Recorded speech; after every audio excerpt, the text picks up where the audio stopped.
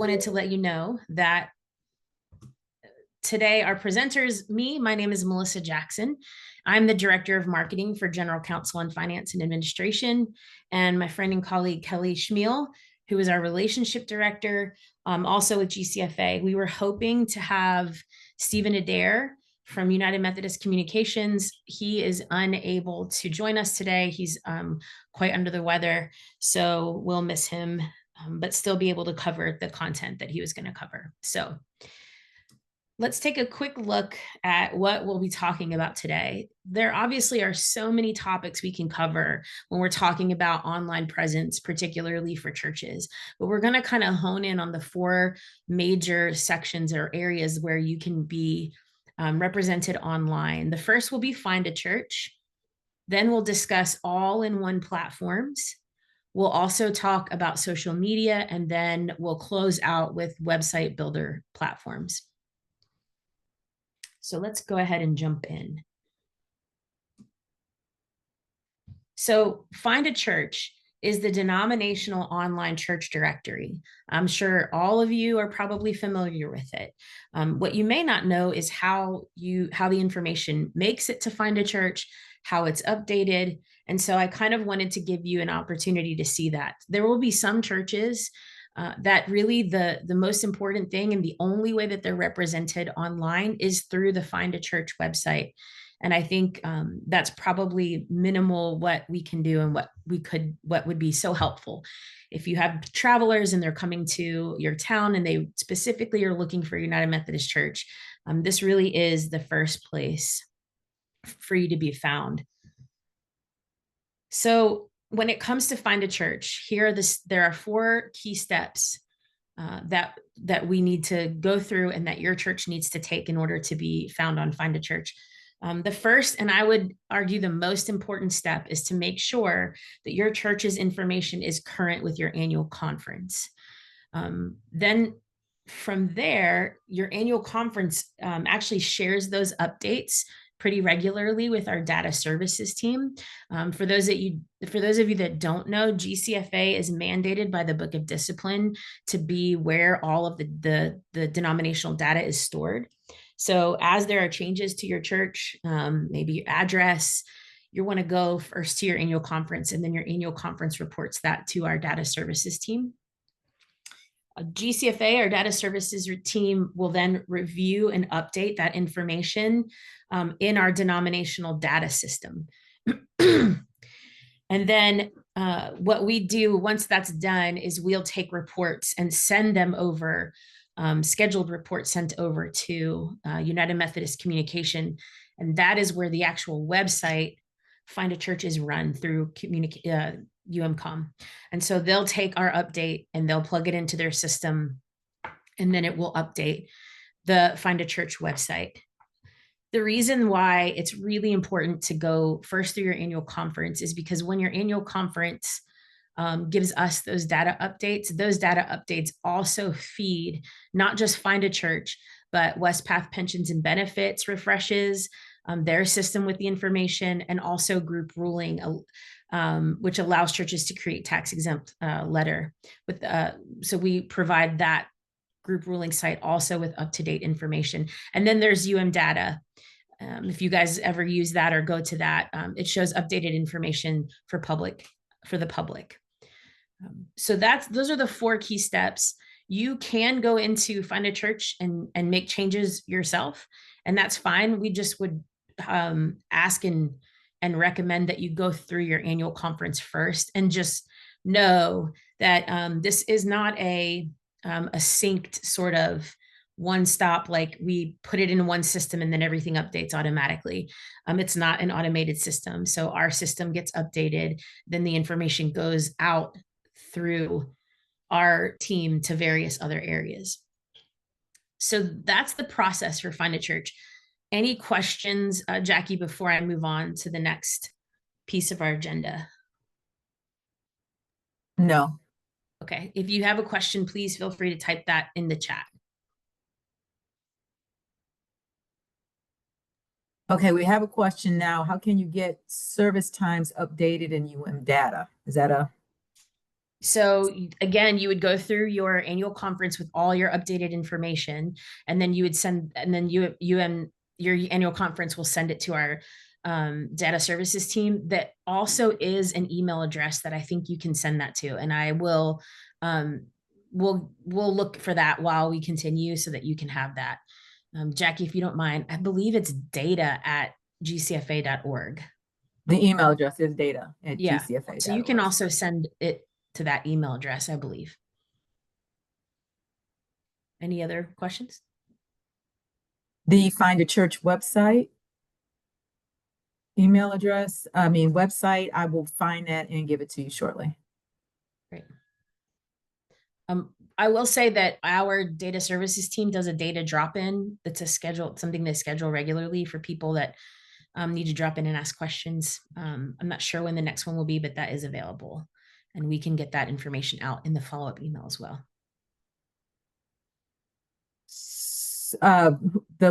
There is a question about who would be the administrator that we need to contact for login issues. And I believe that would be back into the contact the annual conference or contact data services. Correct. Which one, So Betsy? are we talking about login issues with data or with Find a Church? I'm not clear by the question. It said who will be the administrator that we need to contact for login issues. So Find a Church, the website itself is run by UMCOM, and then Data is run by our data services. Hopefully that clears up who you would want to contact. And Sharon have put in the Find a Church website for those who are looking for that. There's a question about, can you supply a mentor? I run ours on Facebook. So we'll get to Facebook shortly, Barb. That's right. Yeah, we'll move through. How long does a change typically take to go through these 4 steps? Yeah, so it just kind of, it depends honestly on the data services team and their scheduled updates. I don't want to make any promises, so I'm hesitant to say. I know that that sometimes it can take a month, sometimes it can be a quick turnaround. I guess it just depends on within their update cycle when you send them the information or when the conference updates. The next question. So to confirm, it's not just building address and such that GCFA needs. It includes worship times and class meeting times, etc. I can ask that question, but I do believe that that's information that you can send, that the annual conference can send to our data services. I also know that you can log in, or you can make changes to your Find a Church inside Find a Church as well.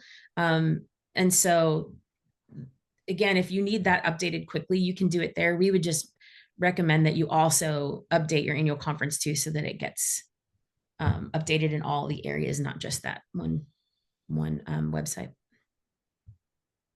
So there's 2 here, 2 more. My first reaction, this is from Judy Jones, was how many people know about Find a Church, which I don't know if we have an answer to that. I'm not sure. Go ahead.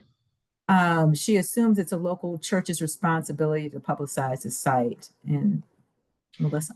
Yeah, so that would kind of be a mixture of the local church's responsibility, but also one of the things we're not going to cover in this, but we do have some information articles about on our website, is SEO, search engine optimization.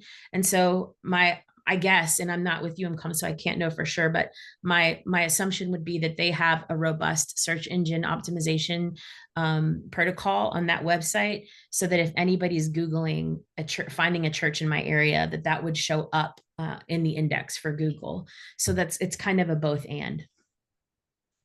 And one more question, Yeah. and then I guess we should probably move forward. Who is the person that they should contact, or what role should they contact at their annual conference to make these changes? I'm gonna guess it's your annual conference statistician, or if not them, then I'm not sure. What do you know, Jackie? Can you think of that offhand? No, that's where I would start. Yeah, Yes. I would start with the annual conference statistician, and it might be like a co-role that somebody has that's like along with another role if there's not a full-time statistician, but I would start there. Okay. And if you have more questions, Jackie's logging them, so I can always look at them after the webinar as well and try to see what answers I can find for everybody. Okay. So the next thing that we're going to talk about is all-in-one platforms. So when we're talking about all-in-one platforms, we're talking specifically about platforms that can do giving, live streaming, maybe manage your volunteers, so a church management system, and it basically can simplify ministry, reduce some of your tech stress. You can do it all there. And there are some that also include website builders as part of their all-in-one platform. So it's good to know what's included when you're getting involved with one of these platforms, and know specifically we're talking about websites, but knowing whether or not a website option is part of what you're paying for. Now, we currently have two partners, and two partners that we can recommend, and then I'm gonna go through a list of others, but I'm gonna introduce my colleague, Kelly Schmiel. She's gonna talk a little bit about our partner program, and then the two partners that we already have as ministry partners that are all-in-one programs or all-in-one platforms. Thank you, Melissa. Yes, so just a kind of a brief overview, like when we talk about our partner program, if you aren't familiar, GCFA has a ministry partner program. So all of these partners, they've all been vetted through Church and Society just to ensure that they're in line with our social principles, but we also have a committee on our board that also vets these companies. But the idea behind the program was to create a connection within the denomination where you all, it's kind of like we've done the checks and balances, like you can feel confident doing business with these partners. But a lot of them offer discounts and waive setup fees, but also offer resources for the connection that we get a lot of questions on. So it's just, it's a partner that if you choose to use, they are there. And we'll put a link in the chat where you can find a full list of all of our partners, other than the two that I'm going to highlight here in a minute. But on the website, each of our partners has a page designated to, what they offer and how you can get in touch with them. So in line with kind of what we're talking about today, the two partners that Melissa had mentioned that we already have that do offer website building services. The first one is Tithely. Tithely is also, as UMCOM was kind of going through sunsetting their current website support, UMCOM met with Tithely and decided that this was going to be one of their recommended partners. Tithely also is the only church giving platform with no monthly subscription fee. But they are also offering their church website builder. So for a limited time offer for our UMC churches, they will get the first 3 months free on the website building services. But they can build a website and move your existing content. And we have a link in the slide deck, and it'll also go out in the materials when Melissa sends the follow-up of the promotion that they're currently running, if that is something you all choose to look into. Our other partner is Ministry Brands, and they offer to our connection 3 exclusive packages on their Amplify Plus platform. Again, we'll put this in the follow-up materials, but each platform is designed to cater to the unique needs of your churches. As we all know, all church needs are different. So they offer 3 different platforms that may be of interest to you, but Amplify Plus it's an all-encompassing church platform, software platform that supports discipleship, communication, engagement, financial stewardship, and safety. All 3 of their packages also include website building services. So let's talk a little bit about the pros and cons of these all-inclusive. So the pros, obviously you have everything in one platform, which makes it really easy to manage the website, plus your giving, plus your media, like all in one place, right? And so that's obviously a huge plus, but there's the simple setup. So you're talking about everything ready to use with minimal technical work. A lot of these platforms make it easy for you and who aren't software developers, or even web developers, or even maybe, if you're like me, good with Excel, have one place where you can kind of have everything there. The all-in-one management, also support and ease. A lot of times your hosting plus the updates that are needed, security, they're all handled within the platform. So you can kind of subscribe and be done, and then just make the updates in the spaces that you need. And then a lot of times the tools are designed specifically for those ministry leads and programs. So a lot of times, you're not having to pull in other plugins and add-ons. Everything that you need is there to run within that system, right? And then some of the cons to look at, it's convenient, but the platform can limit flexibility as your ministry goes. So the templates and layouts are often fixed, which leaves little room for custom design or unique features. A lot of times you have a vendor lock-in, and that's something that, and I'll get into how GCFA and UMC support. We have a service for building websites as well. But the thing that we come across is when somebody's used one of these all-in-one platforms, but they don't want to anymore, like pulling their content from the platform and releasing their domain, all of that becomes a little trickier because you kind of give it all up to the platform when you sign up. There can be some subscription transaction fees. So total cost of it can start to climb a little. And that's something to consider. And then, because they do everything in one place, tools like SEO or site speed, a lot of that is more out of your hands, and it's a little bit harder to fix some of that. A lot of times, specifically with SEO, there'll be like a particular widget that you can kind of do quickly. And then to get around that and to get things indexed through Google and all of that can be just trickier and harder because it's all, it's meant to be easy for you. And sometimes easy also can mean limited features. And so I just kind of wanted to list through some of the ones that I've, seen. Subsplash. It's a website builder. It's an app. It has mobile and TV options, sermon.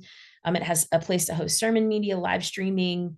They have giving on the platform, as well as communication. And when I say communication, I'm talking specifically about how you communicate to people who are engaging in your website. So think about like emails, newsletters, that kind of thing. It's very mature. It's church oriented, so it's specific for churches. They have good integration with media and giving, but it can be expensive.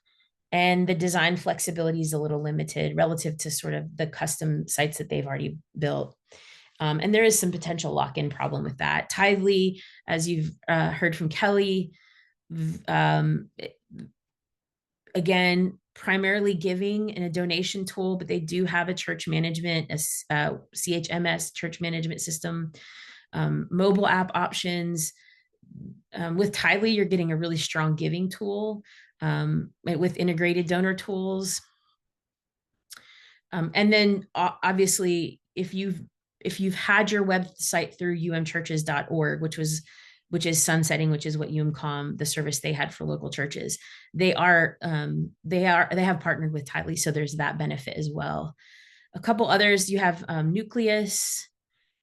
Again, it's a church CMS, giving, communication, but it also has a website builder. It's designed for church first, so it's good it's really good for visitor focus. The interface is a lot more modern. Again, with some of these, your cost is going to be higher because you're kind of paying for the development that's already happened. It's less flexible. So if you outgrow the program, that can be a little bit, or the platform, that can be a little tricky. Planning Center, a lot of churches are familiar with Planning Center. Again, it's really great for volunteers. It's a really great way to manage your back end systems. Groups, giving, check-in. A lot of churches use that for their check-in. So, and as we go through, you'll notice like these are all in one church management system. So their primary focus is not on website. Website just happens to be one of the things they offer in their all-in-one platform. So if what you're needing is for all of these pieces to be integrated, and you're not really that concerned about having a lot of access to like changing your site, and you're like, it's simple, but what you really need is a church management system. These are great options. There's ChurchSpring, Avant, PushPay, Rock, RMS. These are just some examples. And like I said, they have the option to build websites. It's pretty limited, but if the church management system is really the sell for you, that's the thing you really need, these are great options. All right, before we move into the next section, does anybody have any questions? There are quite a few. Hold on, let's start Let's pull out like 3, and then the rest I can try to answer. There was one, is that the same, is Find a Church and data related? They are only related insofar as the goal is that they come from the same data stream. Okay. If that makes sense. If your annual conference uses Burger River, the data is pulled from your church's dashboard there. That might be the case. I'm not sure about that. Do you have any information about Breeze or MyFlock? I do not. I've done some research on it, and I do not have, those are not 2 that have come up for me. Do you have a comparison between the features of the platforms to help jumpstart focus on what system would be best? Meaning, Find a Church versus, I'm assuming, these all-in-one platforms. I can include that. I can include some kind of an analysis in my email, but just, on a high level, Find a Church is free, and Find a Church really and it's obviously all the same denomination. So nobody's going to find a church to find the local Baptist church, or even to find, if it comes up on their Google search, then they might go in. But in my opinion, of course, I could be wrong, but most people who are going to find a church are probably looking for United Methodist Church, or they're open to going to United Methodist Church. And it really is very limited on what it shows. So like if you are a small church and running and maintaining a website it is just not in your budget, you don't have the staff, you don't have the volunteers, at the very least, you can be on Find a Church to make sure that those people who are looking in your area for a church, and specifically at times for United Methodist churches, I would advocate every church be on Find a Church, every United Methodist church. But there's a lot of things you can't put on there. It's not a church website. So you're not going to be able to highlight your ministries, and you're not going to be able to,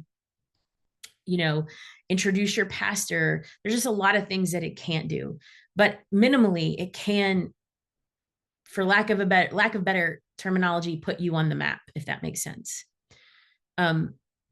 Whereas these all-in-one platforms, again, if you're looking for a way to manage volunteers and to have online giving that's easy and works for you, all of these things, and have a website, if you go with one of these, you're getting all of that in one. So you're more than likely going to one interface where you can change your website, make changes on your website, look at it's all in one place. So, and it's not free, whereas Find a Church is free. So, again, it really just kind of depends on what your goal is for being online and what your hope is. And if you need a lot of that, now I'm going to show you some other options, particularly the last one we talk about, which is like builder platforms. And those you have a lot more control over, and you can still have a giving platform, and you can still have, so there's other options. It doesn't have to be all in one. And if you have people in your church or you're connected with a company that does it, it may be a better option because it's usually cheaper. Melissa, so for clarity, they would like a comparison sheet between the all-in-ones, Oh yeah. So right? between each one of them, like things that Yeah. they offer. Okay. Yeah, I can do that. And then in addition, there are others who are requesting information that aren't about website options that aren't all in one, like a Right. Wix versus. Yeah. So Mhm. we'll go through those at the end. Okay. That's good. That's one of the sections we'll go through. All right. Ready to move on?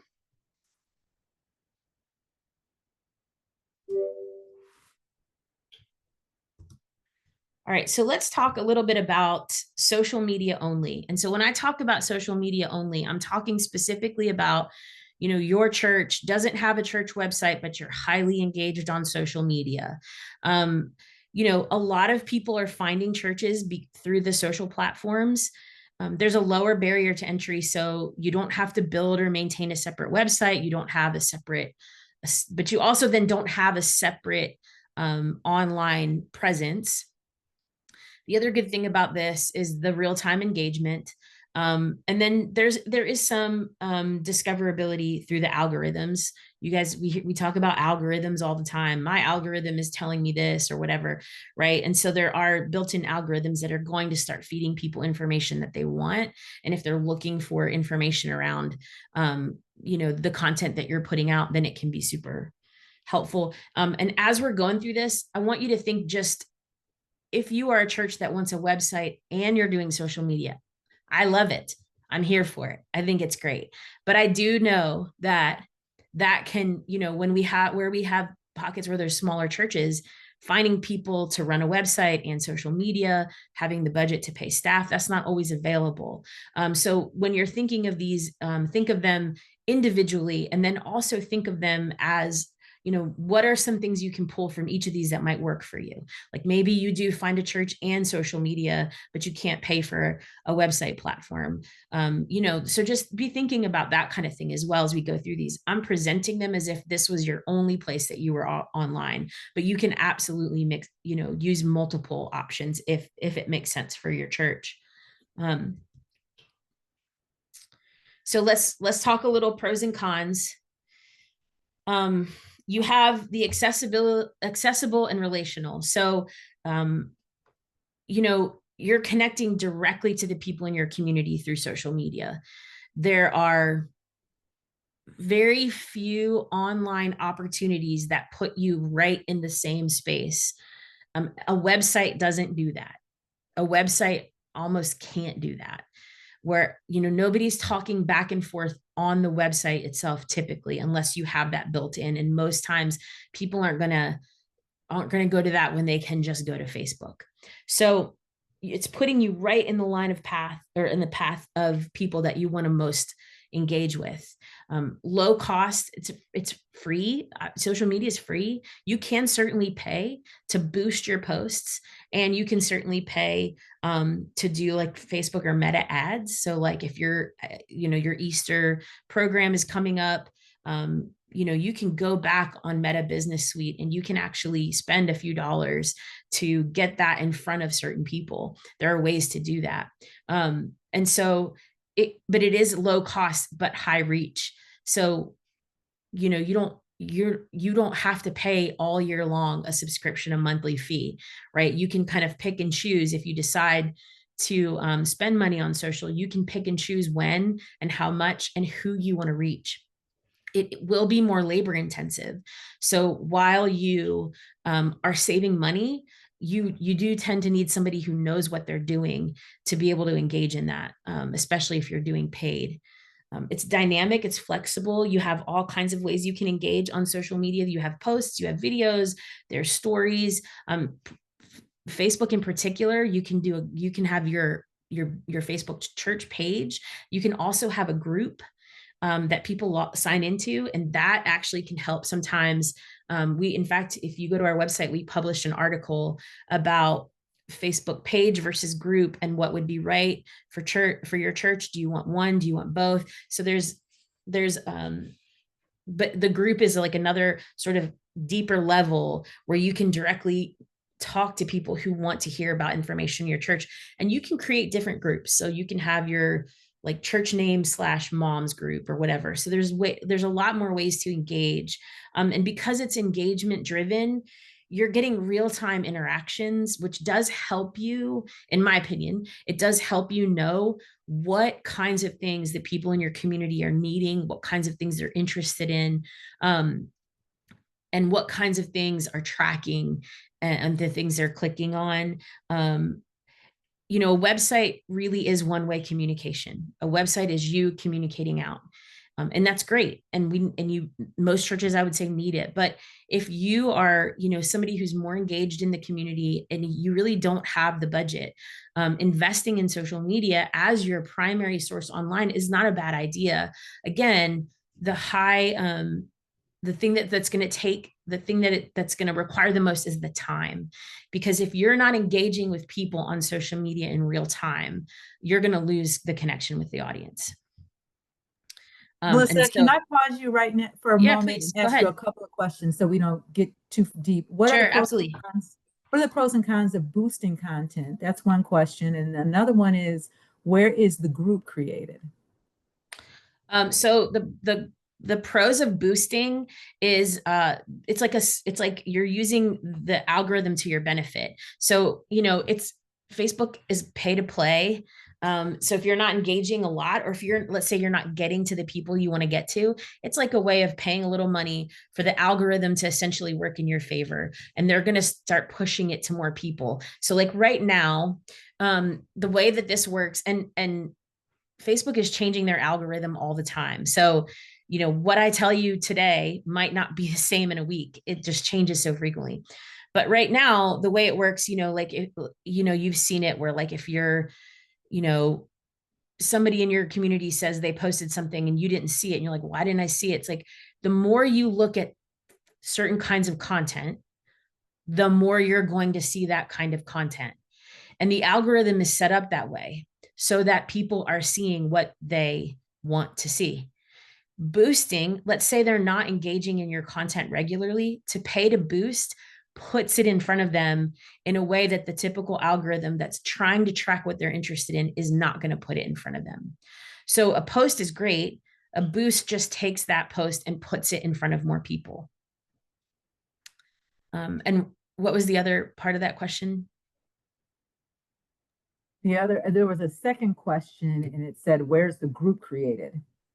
That I will put a link in the notes that I send out, but that will show you step by step how to create a group. It would be hard for me to explain it without looking at it. So I'll make sure that you guys can get that and see how you do it.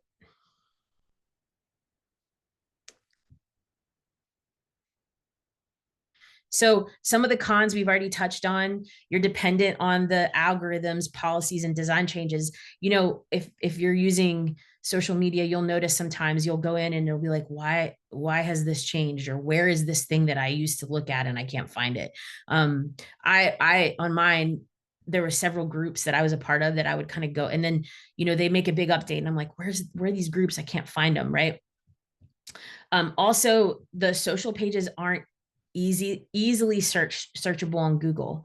So that makes long-term discovery a little difficult. So I'll try to explain this as best I can. If you have control over your own website, then you get to decide your keywords. You get to tell your site to work with Google specifically to index your site. Whereas with your Facebook, you don't really have any control over that. If you're using social only, you risk professional credibility. Maybe, I don't know. I put that in there just as something to think about. Maybe. And I think it really just does depend on the goals and the mission and value of your church. It does make your church, it's kind of like, so the way that I explain it is like on Facebook, it's like asking your neighbor a question about plumbing, and then your website is like asking a plumber about plumbing. It doesn't necessarily mean your neighbor doesn't know as much as your plumber knows. It's just a different way of getting at the information, if that makes sense. And maybe you trust the plumber a little more, but maybe you trust your neighbor more because you have a relationship with them. So it kind of just depends on the kind of connection you're wanting to make and the credibility within the community that you're trying to have. And then of course there's content risks. You guys have gotten them. I know you have. I get them all the time. Something pops up in my messenger and it's like my aunt is requesting to be my friend again. And I already know we're friends. So somebody's hacked her page. I had somebody post on their page that they were selling all of this amazing stuff for really cheap. And it was like my dad's moving to a nursing home. And so we're trying to get rid of all this. It was not them at all.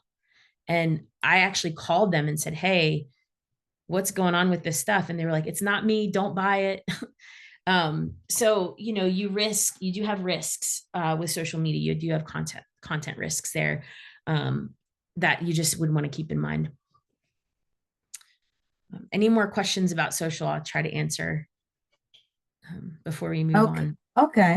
So what's the cost of boosting, and would you recommend small boost or large boost money amounts?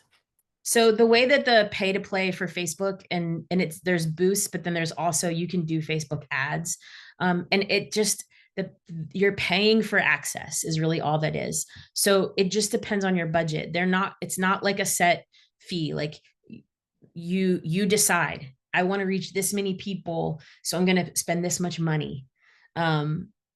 And the same thing with the ads. The difference with ads is you can target groups of people. So let's say there's a neighborhood, maybe a neighborhood page, and you can tell Facebook, you can say, send this to people that are like, so you're building an audience that mirrors the people who do this or act this way or go to these sites, right?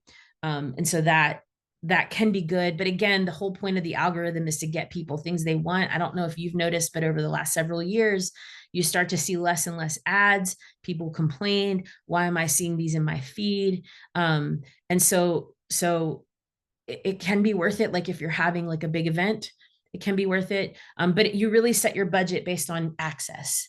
So I can't really say like it costs this much.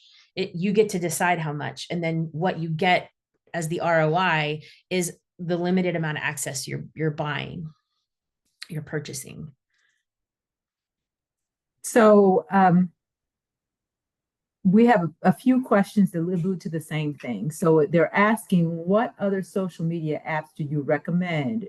Is Instagram, TikTok? What different social media apps do you recommend for churches? Yeah, that's great. So I'm going to go to this next to talk a little bit about some best practices. I would say focus your effort, choose one or two platforms. And honestly, like this is where a survey would be really good of the people that are either in your church already, or it can even be a simple survey, like, ask people in your neighborhood, what platform are you using the most, right? It can be simple as like, very conversational. Talk to the people in your congregation, do a survey. Which ones are you on the most? I will say we've done these surveys for we have a newsletter that goes out every month with all kinds of resources that we have. And we've polled that group, and by and large, Facebook is the one they're most on, the people. And I would assume that the people we're reaching through our newsletter are similar to the people in your pews. Obviously, it's not a monolith. I can't say for sure, but Facebook is by far. And then the next one is Instagram. And obviously those are both Meta. So the next best practice is to plan and schedule. You can actually, if you go to Meta Business, if you have a Facebook page for your church, you should be able to go to Meta Business Suite. And if you get behind there, you can see like there's places where you can schedule posts, and you can schedule both your Instagram and your Facebook.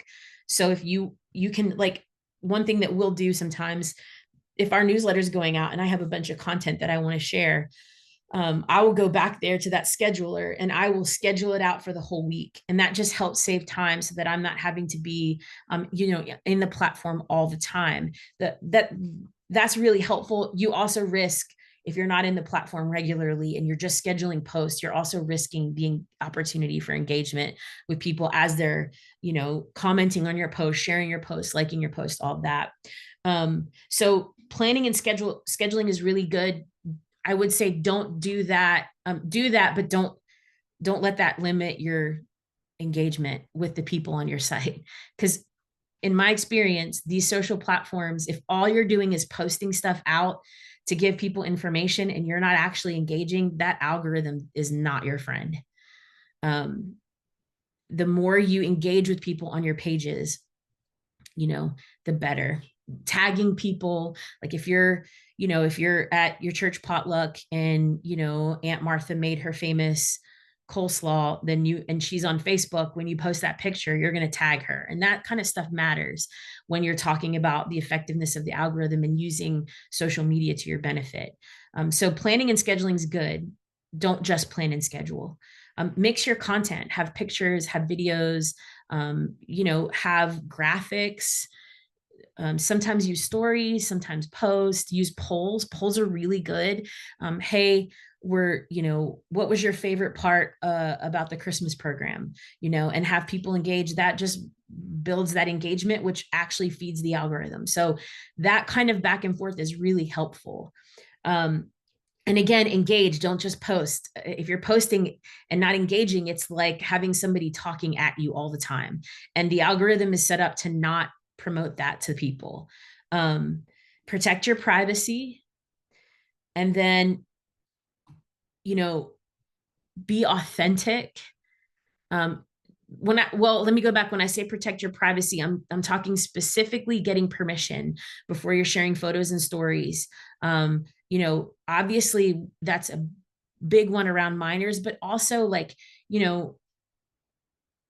you might want to, if you're having an event, you may want to say, we're posting pictures of this event on social media. If you don't want, your picture, please let us know. You might have a form that you give to people if there is an event that they check off on, but you want to make sure you're protecting that privacy for people.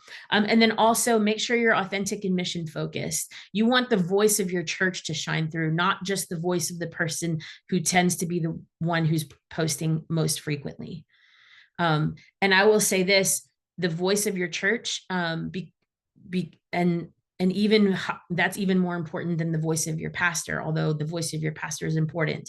But we know that their appointments change, but your church is solidifying its presence in the community through social media. And so the voice of your church is really important, and making sure that you're not just throwing anything out there that'll stick, but that you're making it in alignment with the mission and vision and values of your church. Hopefully that answered some questions around best practices. Do you have any more, Jackie? Lots of questions. So there was a question about how do you do an advertisement? Yeah, that's tricky. So you have to have a page, and then you have to have Facebook Business Manager, or it could be the Meta Business Manager. You have to have that all sort of installed in the back end, and then you can start creating Facebook ads. I can also add a few links to the follow-up email that talk about Facebook ads. If you're interested, I'll add that. It's hard to explain without kind of like a tutorial where I go through step by step, but I can find a way to kind of get that to you, an article that gives you step by step. There are multiple comments, not as much questions, one question involved, but the comments about who you're engaging, and in youth ministry, people finding Instagram and TikTok to be more viable in those cases. And then there was another question about what about in the news world? I hear a lot about Twitter. Is that good for churches?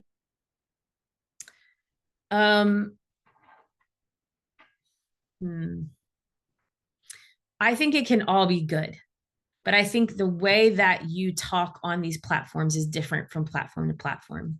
So, for instance, if your church is heavily involved in social justice, maybe you're in an urban area and that's something that you're getting more involved in, Twitter might be a great space for you to engage. The way you engage on Facebook, the way you engage on Twitter, the way you engage on Instagram, it's just different. So, focusing your efforts is important. I would start with one of the, like, if you have a youth program that you're really trying to promote, then I would say start with Instagram. But then, once you kind of get a feel for the platform and how to use it well and how to integrate your posting and get the algorithm working in your favor, maybe then you add Facebook, maybe then you add TikTok. But the thing that you want to stay away from, and this is a lesson I learned the hard way with some of our content, you don't want to take one piece of content and put it up the same way on every platform. It just won't track. It won't track the same on Facebook as it does on Instagram. Those are different platforms and they have different ways of pushing content out. So, Instagram is very heavy on stories and images. So, you want to make sure that your graphics look good, that your videos, and you don't need a professional videographer or anything like that. You just want to make sure that what you're putting on there is appealing. But whereas TikTok, like if your pastor, let's say your pastor comes in every morning and he does a quick TikTok on his way walking into the church and he says, or she says something to the effect of, I'm really excited about my sermon this week. Here are a couple things I'm going to talk about. And that's a great TikTok post, as long as you're doing it regularly, right? Or, the other thing that I would say is, like, spend some time before you engage on social media, if you're not already and you're thinking about it, like looking through these platforms to see what other churches in your area are doing. How are they engaging in it? What kind of things are they doing? And does it seem to be effective? Are you seeing a lot of people commenting, liking, the heart, all that, and just kind of get a feel for what content is hitting with your constituent. And it does obviously. So the platforms differ in how they present the content you're putting up. And then obviously, as the commenter mentioned, the people on the platforms are different too. So you got a lot of younger people on Instagram and on TikTok. I'm 47, so I do not fit that younger category, and Instagram is my go-to. So just don't get too locked into some of those statistics, but they're on average pretty true. I want to ask one thing, share one thing. What about reels and shorts? What do you think of those, Melissa? The good thing about reels is that you can organize them and keep them on your page. Stories, which I think is maybe what they mean by that, those kind of disappear after a while. I think after a day. So there's a benefit to that. If you're doing something that's timely and you don't really need it to live on your page or have people have access to it weeks later. But if your pastor's doing, for instance, social posts, maybe Instagram, a reel, for instance, on maybe you're creating a reel around a sermon series. And I'm sure you've noticed on Instagram, and I think you can do this on Facebook too, but you can create those little, you can almost categorize them and put them all your reels in one spot. And there is a difference on how people can share, whether it's a reel or a story. And so I'll put some of that info in the follow-up as well, because it's different on how people can engage in it. Like a reel, I don't think one of them you can't share as easily. And you want to have whatever you're putting up there, depending on what it's for, you do want people to be able to share it. So, I think the difference is stories disappear. And so if it's just, someone in church kind of, talking about the traffic on the way to the service or whatever, that's not timely. It's great for a story. It pops up in people's, algorithm or whatever. But if it's something you want to keep and kind of categorize, and it's good content that people want to come back to, then you would use the other. Are making posts. Oh, I'm sorry.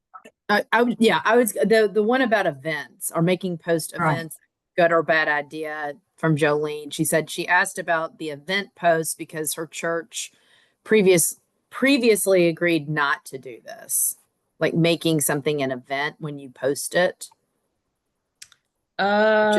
Which is more of I believe that's more of a Facebook thing. I thing. mean, so like we would do events like we do events. So our chapel posts are events, and that just allows us to kind of create that for people to be able to see beforehand and then engage. So it kind of gives you like some time leading up to promote it. I don't really see a lot of people creating events on Facebook where people will, like there might be an event and people are like, oh yeah, I'm going to go to that or whatever. It gets some traction. I don't really know. We don't use it, so I'm not really sure how effective it is. I again, like my whole thing with this is like try it and see what happens. Again, anything you're doing on socials gives you the opportunity for engagement. So, if you get people who are like, yes, I'm going to go, that might give you access to pull them, like, and ask questions that give you better information about the people that are coming to your event. So again, I wouldn't think of it quite as much as like, does it work, but how can it work for me? That would be the bigger question. And how can I make it work for me? Because there's not these like hard, fast rules, particularly around social. Depends on how you engage it, but try it. If let's say you're having a like a Christmas program and you put that up as an event and you try to get people to engage around it, see how that works. See if it increases the amount of people that come. Engage with those people leading up to it. Ask them questions and see how that affects your event. I'm always for trying and testing these things. Was it worth the time it took? That's the biggest question. Was it worth the time it took you to engage in all of that? Did it achieve the outcome you wanted? And that's the other thing. So like when I say focus your efforts, really think about what you're trying to get from it. What is the ROI, the return on investment? Because if you're not spending dollars, you are spending time. And if you're talking about volunteer and staff time, that's a precious commodity, right? And so you want to be thinking about, is this really, the effort I'm putting into it, what do I want to get from it? What is my goal? And I would be pretty specific about that. And those goals can change over time. They can change from event to event or post to post, but I would be thinking more about that and then utilizing these social platforms to achieve those goals. And then I think, that's where you can kind of be a little different and play. I like the idea of using social media as a way of playing to connect with your community.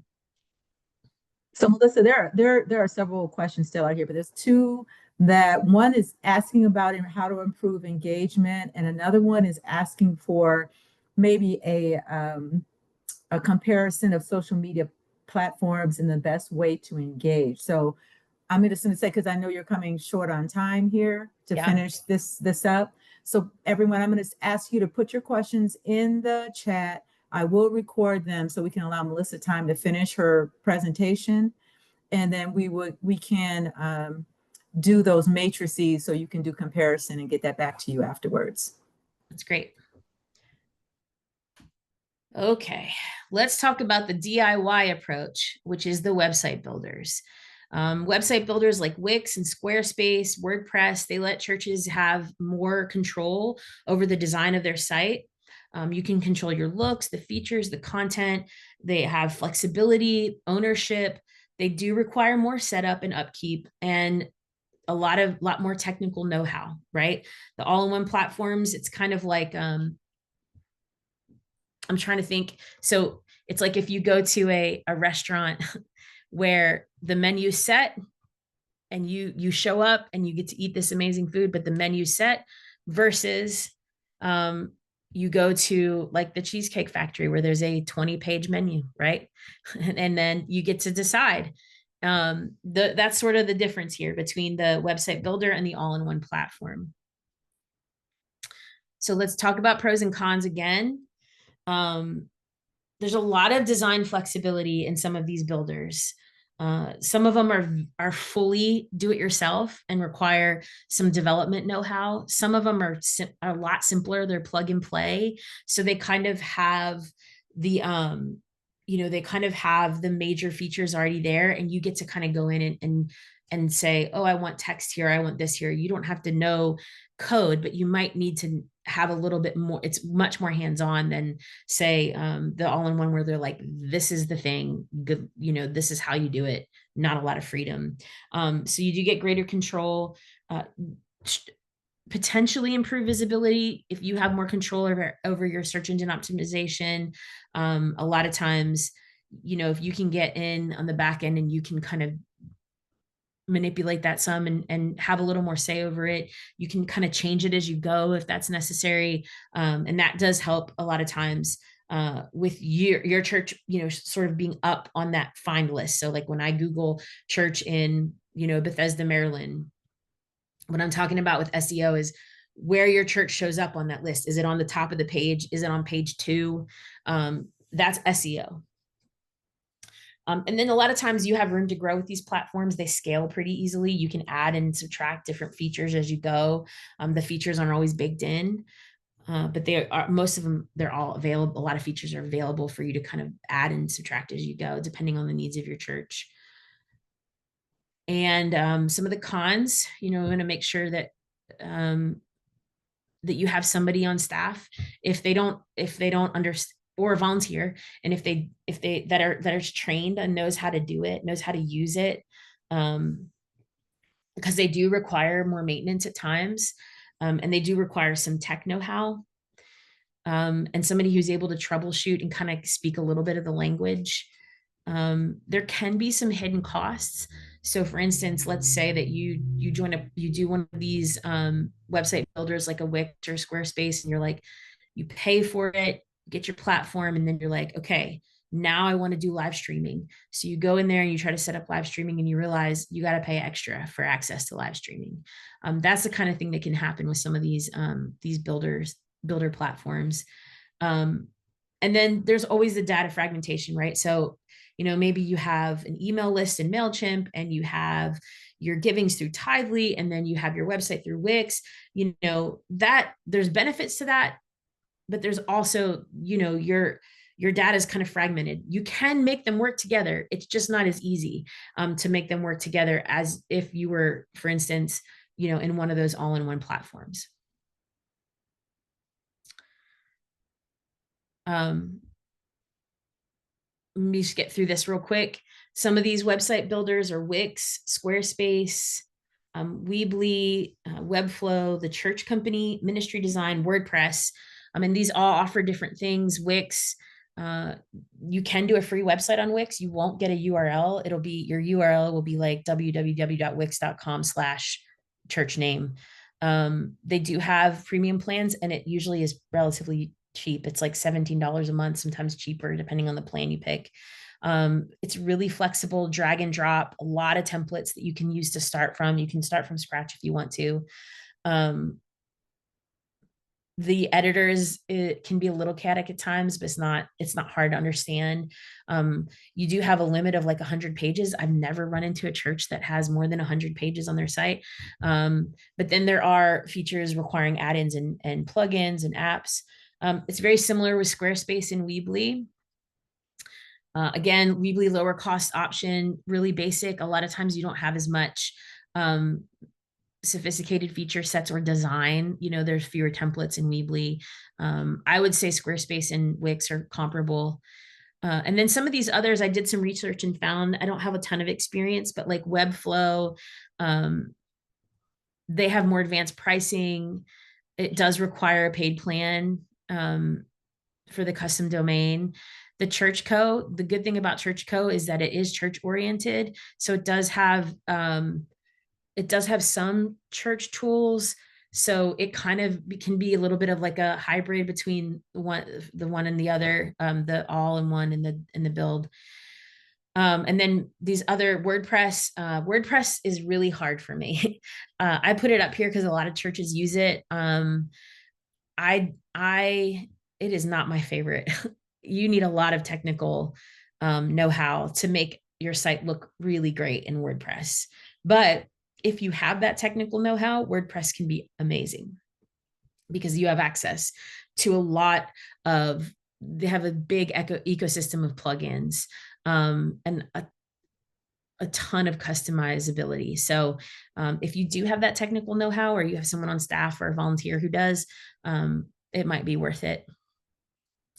And then I can take maybe like 2 or 3 questions before I move on to this last bit. Okay. What's the effectiveness of different platforms in very rural areas?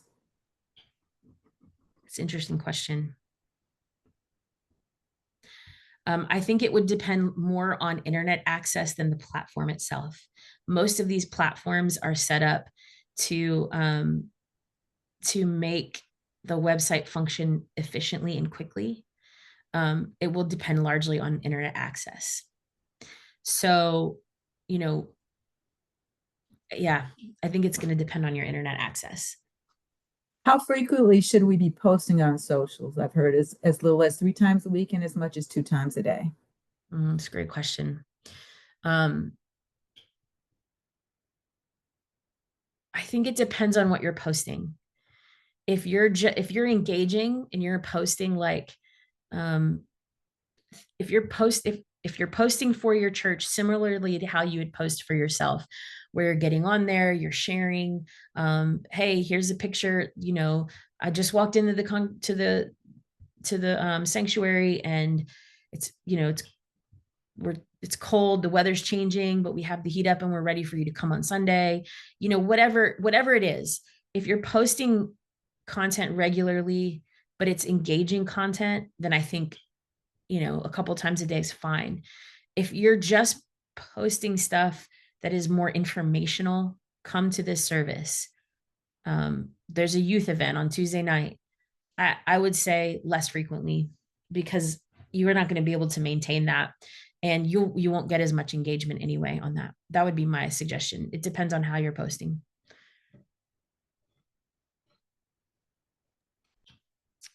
How important is it for the website to work well on a mobile device? Extremely important. I'm glad you asked that question. A lot of these all-in-one and website builders it's responsive. That's what that means. What responsive means is that your website is going to move and form and reshape depending on the device the person's using that's viewing your website. It's really important. I would say there are all kinds of statistics about how frequently people are, using their mobile devices and tablets to be online. I think it's really important. And so, like Wix, they have, you edit it for desktop and you edit it for mobile, and you don't do much difference. It's not like it's 2 separate websites, but Wix is also responsive. I'm saying Wix because we have a service, and I'm going to tell you about it here in just a minute. And we build websites on Wix, and I love it. It's wonderful, but they have like parameters. So if you keep it within this parameter, then Wix is automatically going to make it responsive to devices. But then while you're also in there, I can look at the site I just designed and then click one simple button, and it shows it to me in mobile, and then I can move things around to make it look better in mobile too. So a lot of these already have that. I'm guessing things that are more tech heavy, like WordPress, you would have to know how to do it. It wouldn't be as intuitive, but it's really important. Do you have any time for one or two more? Let's do one more. Okay. So how do any of these platforms help with activities like a Bible study online? So first of all,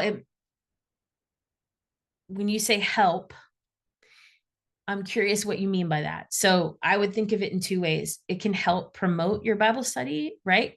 So for instance, if I was building your website and your Bible study was I would talk to you about the goals of your site and what you want it to do. The Bible study, if you're like, we have this great Bible study, and it's a really great entryway for people to kind of begin at our church. And a lot of people invite their friends, and it's not in the church, it's in a neighborhood, whatever it is, right? And you're like, this is a big deal.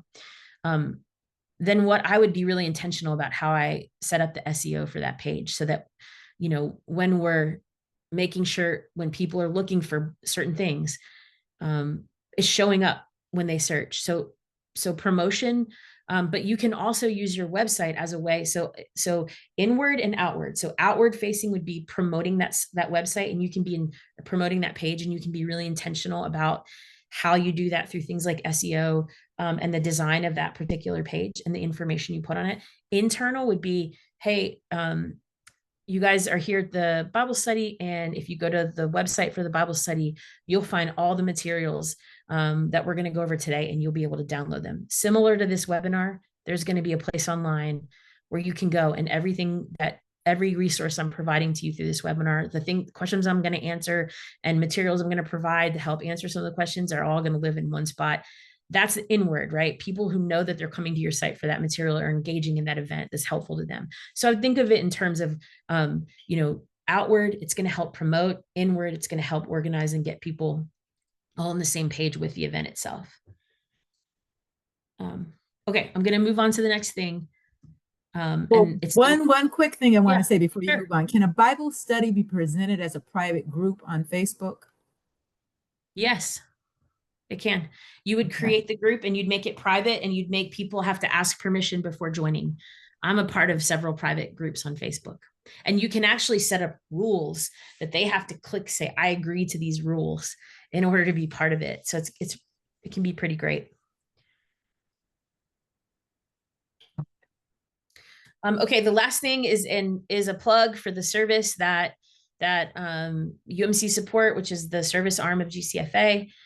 We build websites, and we have two options. We build through Wix, as I mentioned. We have a template service. So basically, we have our award-winning team of website builders. We have built templates based on best practices that we've learned from our years of building church websites. So we've been building church websites for about 4 years now, and we've taken a lot of the things we've learned over that time of building websites and applied them to these templates. We put your brand in there. The website has your logo, your colors, fonts. If you don't have colors and fonts, we pick one that match your vision and value, your brand and your content and your pictures. But the template itself just is pre-existing. So think of it as like, we built the house and you're going to decorate it when you move in. So think of it that way. And then support, we don't just hand over your template and say, have fun building it. We actually build build it for you. We actually take your content. We include SEO, and we provide hours of training so that you're able to so I don't just give you a template. I give you a finished site and then teach you how to manage it moving forward. And that's our template. And then we also can do, we can also build custom sites. A lot of churches don't really need this, and it tends to be more costly. But so this becomes sort of like a hybrid, right? We're taking the platform and the flexibility you get from the platform, from the builder platform, like Wix, and we're giving you an option that's sort of a hybrid. So we're building it for you, so you don't have to have all that technical information, but you still get the flexibility of a builder program. And with a custom site service, we don't use a template. In this case, you don't choose a template. We build completely to your vision and your ministry needs. So for instance, if you get a template, if you choose to go the template, then we have like the top maybe 7 pages that most churches need based on best practices. So home, about, ministry, sermons, maybe there's a blog feature. But whereas like fully custom, it just whatever you want, or maybe you have a ministry that's not a church, but it's connected to your church, like a preschool, and you need a website for that. That would be a custom build. We create a partnership in these custom builds. We work with you to develop the sitemap. But the sitemap is like the pages that are going to be on your site, how it works, the user experience, and the features you need that are for your unique ministry. And then again, with support, we provide hours of training for your staff and volunteers to learn how to use the site that we've built together.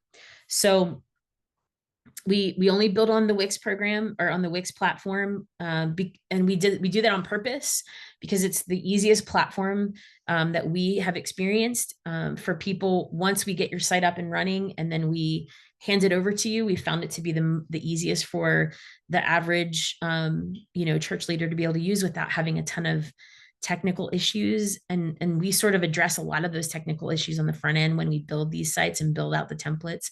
So you're not having to deal with a lot of that. But yeah, that's sort of a high level. Jackie's here. She is our, she's our connectional relations guru. She is the person that you would reach out to if you're interested in any websites. If you're interested in having, talk, we can set up a meeting. I'm happy to talk to anybody about building sites. And you can go to our website, gcfa.org. Also, resourceumc.org. That's UMCOM's website. They have a ton of stuff on there about social media. I really wish Stephen was here because he knows even more than I do. I would guarantee there's a ton of resources there as well on social media. We have a few things on our website as well. But yeah, this is the contact information. I don't want to go. We're already over 11 minutes. I'm so thankful that you all came. I'm sorry that I couldn't answer every question that was up there.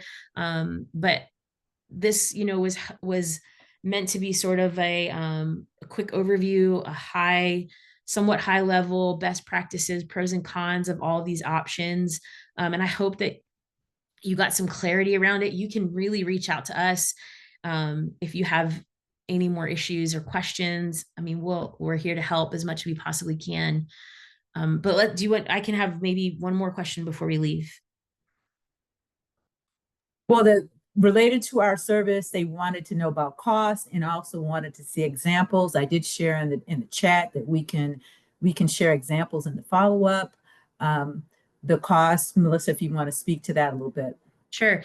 So for us to build a template, or for you to use the template service, it's $1,000 for you to get a template, for us to build all of your stuff into that template. And it's a one-time fee. So you're not going to continue to pay us a platform fee. You do pay the Wix platform fee. But like I said before, that tends to be pretty low. It's like $17 a month. Sometimes we can get it for $14 a month, depending on when we launch the site. So a one-time fee of $1,000 to get the site, to get the template, to get all your information put in there. And again, that money covers the work for us to actually build the site in the template. And when we're done, it's not going to look like the template. It's going to look like your church website. And then for a custom build site, that just depends on the goals of your, it just depends on the goals.